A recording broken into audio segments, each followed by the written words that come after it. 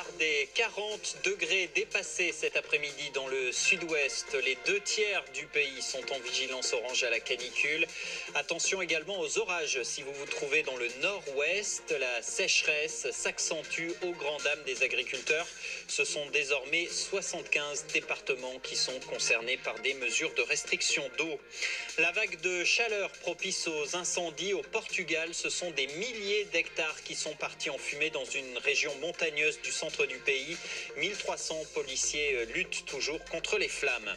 Le discours très offensif de Greta Thunberg ce midi face aux députés à l'Assemblée nationale, l'égérie de la lutte en faveur du climat, a tenté de réveiller les consciences. Le pire, ce sont les politiques qui font de beaux discours et qui font semblant d'agir, dit-elle. L'affaire François de Rugy va-t-elle se dégonfler? Le résultat des enquêtes doit être officiellement dévoilé cet après-midi, mais on connaît déjà les grandes lignes.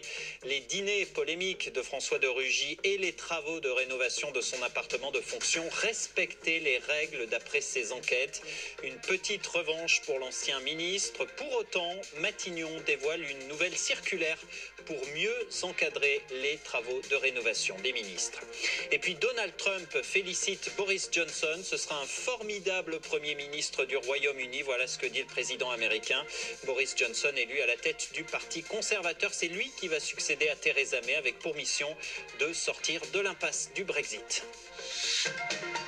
France Info.